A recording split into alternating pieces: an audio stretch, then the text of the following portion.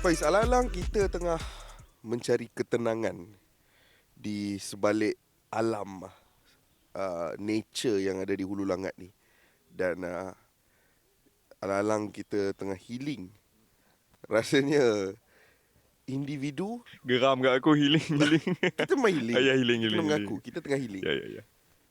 Tetapi bagi aku, individu, kelab dan juga barisan penyokong yang paling memerlukan healing pada ketika ini adalah Chelsea, Graham Potter dan penyokong mereka. Kalau aku boleh hadiahkan kerusi ni kat mereka, Ya, mereka sangat memerlukan. mereka sangat memerlukan. Mungkin kita boleh Kerusi tanya Dear Dear Creek Creek ni. Mungkin kita boleh tanya Dear Creek ni untuk supply kerusi kat penyokong Chelsea dan juga Graham Potter. Sebab mereka jelas memerlukan tempoh masa untuk healing. Macam ni lah Faiz, kita sedang rekod episod ini hanya beberapa jam selepas Chelsea tumpas 4-0 di tangan Man City. Memang aku jangka Man City akan bangkit semula dalam perlawanan kali ini. Selepas aksi mereka dalam Liga Perdana Inggeris itu seri 1-1. Memang aku rasa macam City akan bangkit kerana City ni adalah pasukan.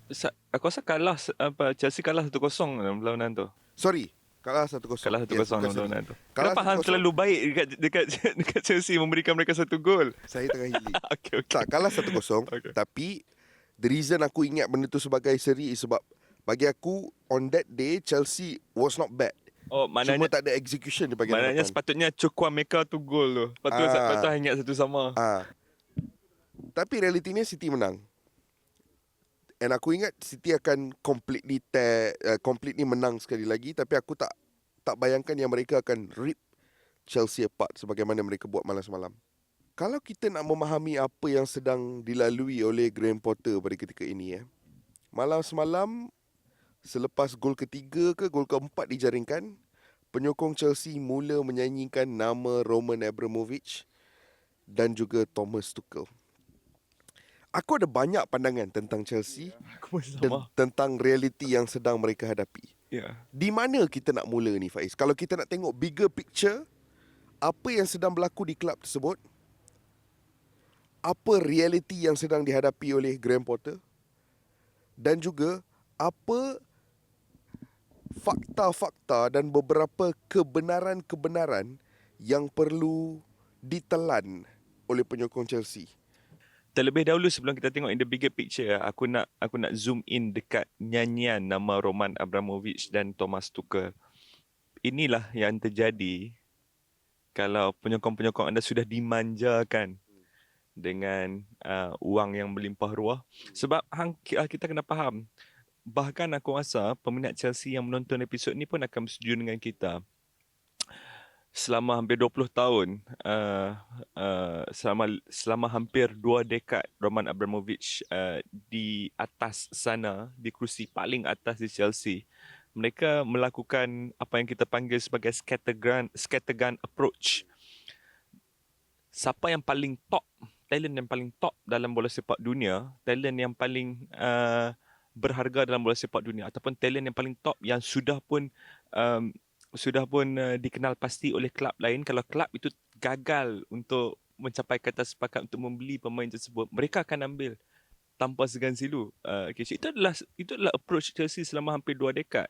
Sehingga kan apabila kita ambil contohlah, Graham Potter adalah pengurus baru. 2004, Jose Mourinho adalah pengurus baru. Mungkin Jose Mourinho baru menang Champions League pada ketika itu dengan Porto, dan Graham Potter tak menang apa-apa lagi. Tapi status mereka sama.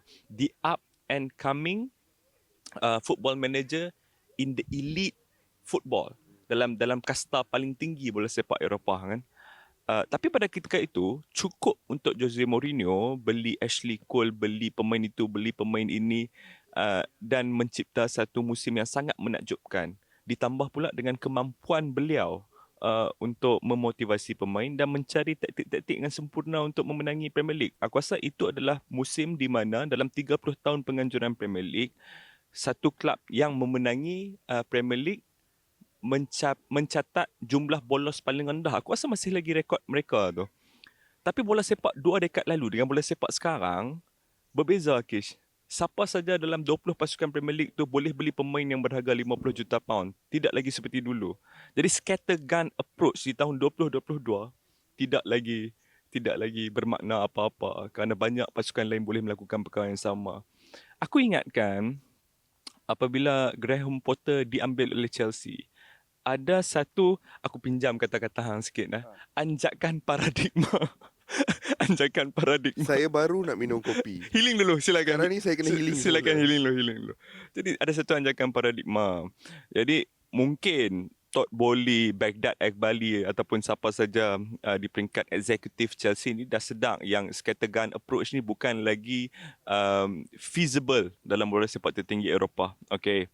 Jadi kita kena ambil jurulatih dengan pemahaman big data yang sempurna, dengan analisis ataupun talent spotting yang berdasarkan fakta, yang boleh unearth unheard talent dekat serata dunia, daripada serata dunia, dan itu dibuktikan dengan striker baru mereka daripada Molde baru-baru ni yang dibawa masuk oleh Graham Potter.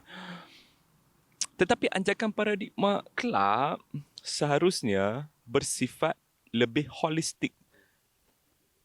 Bukan sahaja peringkat eksekutif, bukan sahaja peringkat pengurusan first team. Penyokong juga harus faham perkara tu, Kish. Kerana apa yang Potter, sejurus lepas Graham Potter menandatangani kontrak tersebut, seharusnya semua faham siapa Graham Potter ni dan kenapa dia diambil in the first place. Kan? Kalau beberapa hari selepas tamatnya final Piala Dunia, aku dikejutkan lagi dengan berita bahawa Chelsea sudah pun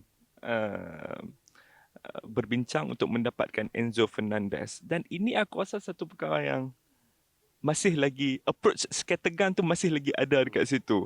Sebab aku tak pernah dengar kedua-dua nama ini, Chelsea dan Enzo Fernandez, berada dalam satu sentence yang sama, satu ayat yang sama sebelum World Cup. Kan? Jadi adakah ini pembelian ataupun adakah ini pilihan Graham Potter ataupun pilihan Todd Bowley? Ada satu benda yang kau mention tadi scattergun approach daripada Chelsea.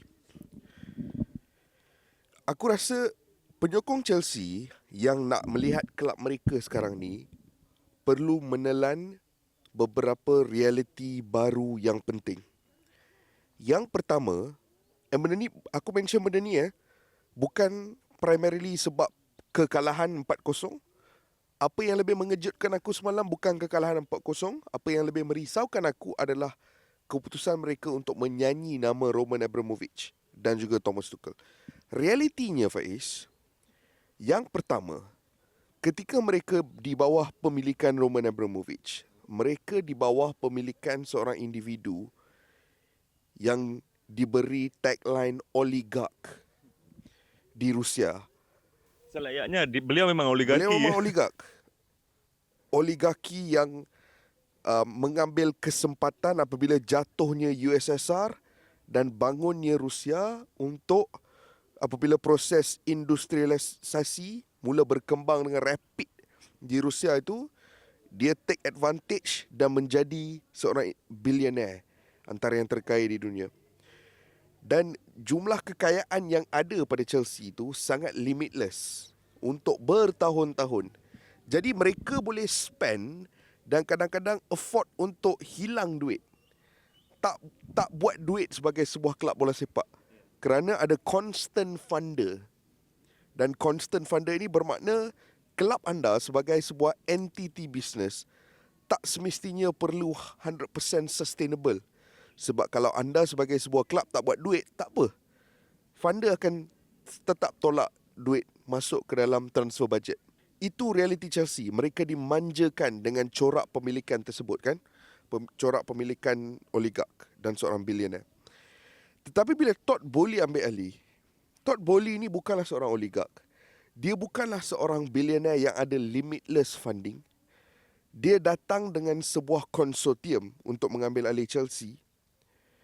Dan realiti pemilikan di bawah Todd Bowley ini adalah sebuah realiti yang sangat berbeza. Di mana mereka tidak boleh lagi beroperasi sebagai sebuah kelab yang ada limitless funding. mereka perlu beroperasi sebagai sebuah kelab yang sustainable. Seperti mana contohnya kelab-kelab seperti Brighton beroperasi sebagai a sustainable football club. Satu lagi contoh adalah sebenarnya Man United tu sendiri. Kerana Glazers tak pernah supply duit kepada Man United. Man United generate semua funding dia sendiri. Self-sustain. Self-sustain. Jadi Chelsea di bawah Todd Boehly, realiti mereka berbeza. And that is why aku faham kenapa Graham Potter dibawa masuk. Kerana Graham Potter adalah antara jurulatih terbaik untuk beroperasi di dalam sistem di mana jumlah wang yang ada itu adalah limitless dan projek yang perlu dibina adalah sebuah projek jangka masa lama yang berpaksikan fakta, data dan statistik. Jadi aku faham perbezaan dia. Realiti kedua yang orang perlu telan, penyokong Chelsea perlu telan, adalah perbezaan dari segi kejurulatihan di antara Tuchel dan juga Graham Potter. Sebab sekarang bila Graham Potter tengah struggle ni, ramai yang mengatakan tengok Thomas Tuchel dulu.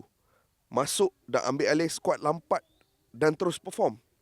Menang Champions League. Menang Champions League. Tak perlukan masa yang lama. Di sini mereka perlu sedar bahawa di kalangan jurulatih juga ada pelbagai jenis karakteristik. Thomas Tuchel adalah seorang jurulatih yang ketika dia di bola sepak Jerman pun ada satu tagline yang sering diberikan kepada dia, iaitu tactical chameleon, sesumpah taktik. Dan apa ciri-ciri sesumpah tu, Faiz? Apa ciri-ciri paling ketara yang ada pada creature tu? Dia boleh sentiasa adapt color dia mengikut suasana Mengikut yang dia situasi, ada. ya. Situasi dia ada. Itu adalah kelebihan Thomas Tuchel sebagai seorang jurulatih. Dia bukan seorang jurulatih projek jangka masa lama.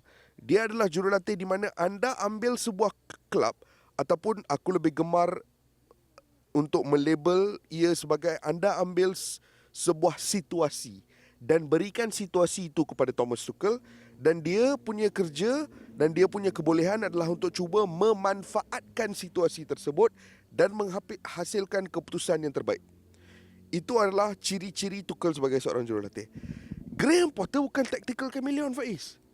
Graham Potter adalah seorang jurulatih projek jangka masa lama. Seorang jurulatih yang boleh build a squad from scratch dan membina sebuah squad yang luar biasa dengan kerjasama data analyst, recruitment head, assistant coaches yang luar biasa dan mendapatkan value-value yang baik untuk sebuah kelab bola sepak. Kita nampak perkara yang dia buat dengan Östersund dan membawa mereka ke Europa League, menewaskan Arsenal at one point. Kita nampak kerja dia bersama Brighton terutamanya. Sebuah kelab yang dalam beberapa tahun lepas ini, cara mereka membina skuad, menjual pemain, membina semula sebuah skuad, sentiasa sebuah proses yang sangat seamless. Jadi bila ada Graham Potter, ekspektasi daripada penyokong tidak boleh untuk dia memberikan impak yang sama seperti Thomas Tuchel. Seorang jurulatih seperti Graham Potter, bukankah dia memerlukan sekurang-kurangnya 2 atau 3 transfer window untuk membentuk semula pasukan? Dan aku rasa 2 realiti ni, realiti pemilikan, perubahan visi dari owner dan realiti perubahan jurulatih. Ini adalah 2 realiti penting yang bagi aku peminat Chelsea perlu telan dan hadam kalau mereka mahu betul-betul enjoy proses yang sedang berlaku di kelab. Sebab bagi aku, Faiz, at this point untuk mengatakan bahawa Graham Potter telah gagal dan Graham Potter perlu dipecat, aku tak faham benda tu. Aku tak faham langsung.